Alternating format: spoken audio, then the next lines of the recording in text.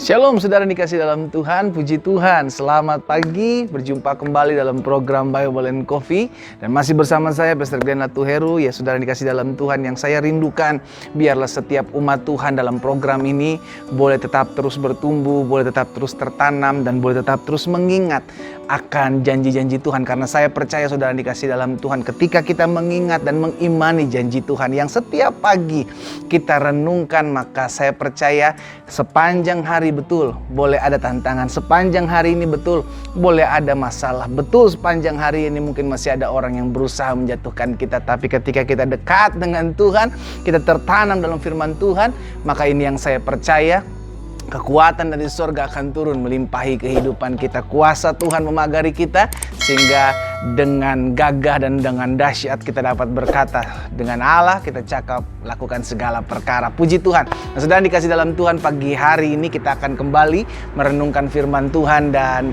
kita akan berdoa. Kita datang kepada Tuhan.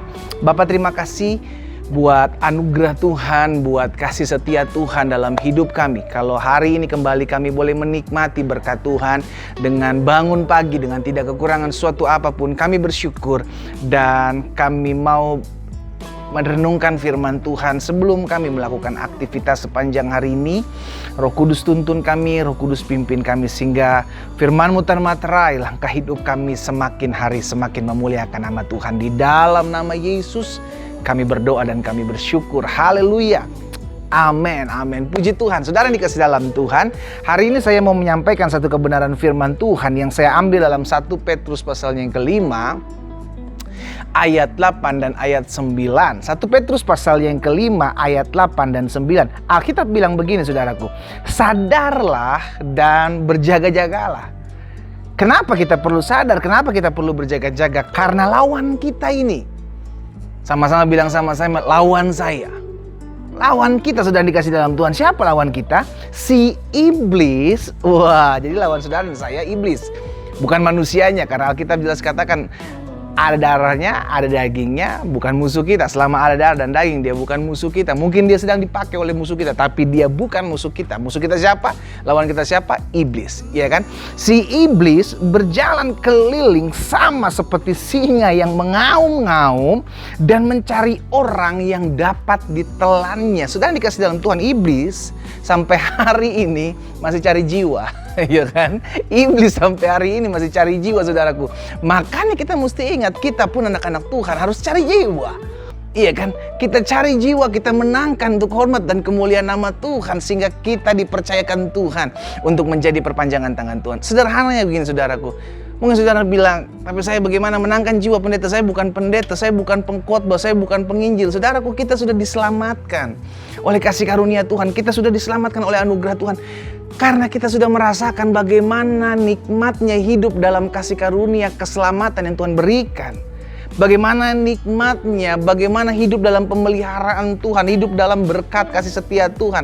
Kita pun rindu untuk menyampaikan hal itu bagi mereka yang belum mengenal kasih Tuhan. Itulah sebabnya kita terus mencari jiwa. Melalui apa? Engkau bisa pakai sosial mediamu. Iya kan? Sekarang mungkin saudara bisa diam di satu tempat, saudara bisa sampaikan. Jangan jadikan sosial media kita justru jadi ajang perpecahan, jadi ajang curhat, saudara yang gak jelas.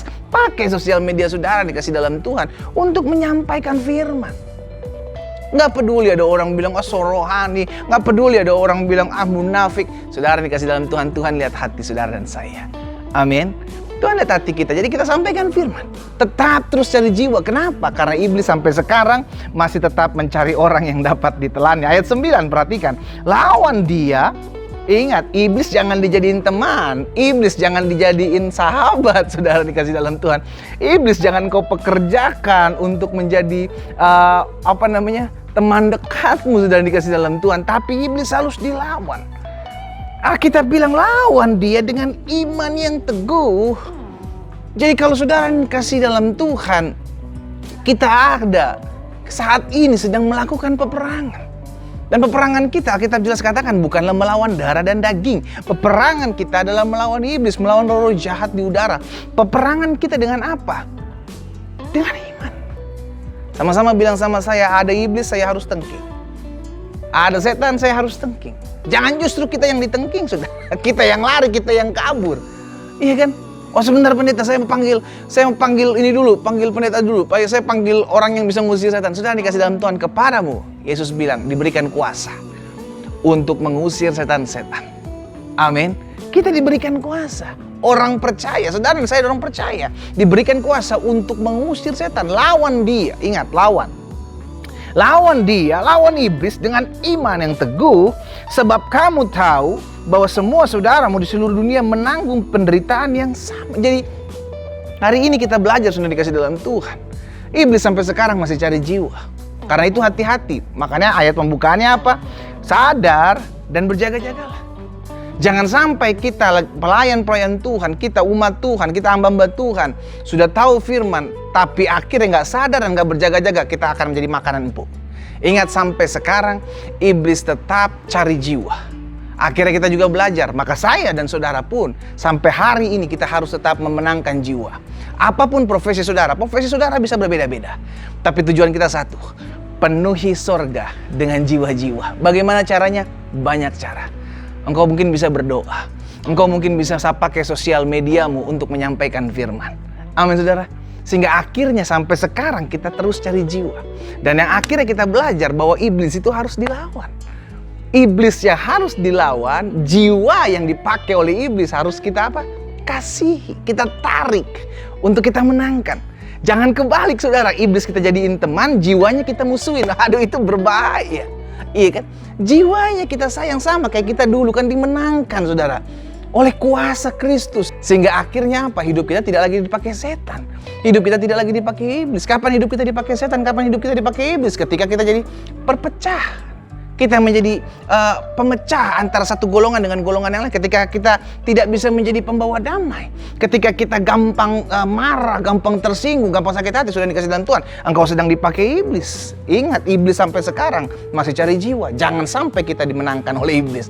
Justru kita juga harus semangat untuk cari jiwa. Semangat untuk memberitakan kabar baik. Melalui apa?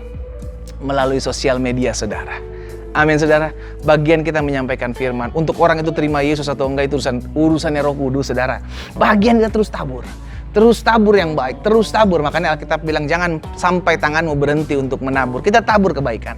Kita tabur firman. Karena saya percaya ada waktunya benih yang kau tabur itu akan tumbuh. Amin saudara. Ingat, iblis harus kita lawan. Makanya ayat Yakobus pasal 4 ayat yang ke-7 bilang juga begini. Karena itu tunduklah kepada Allah dan lawanlah iblis. Jadi ingat, sebelum kita melawan iblis, kita harus terlebih dahulu tunduk kepada Allah. Sebelum kita menengkring iblis, sebelum kita mengusir setan, kita mesti tunduk dulu kepada Allah. Apa tunduk kepada Allah? Taat. Menaklukkan diri kita di bawah kuasa Tuhan. Sehingga akhir ketika kita menengking iblis, ketika kita mengusir setan, maka ada perlindungan Tuhan. Disitulah akhirnya kita mengerti.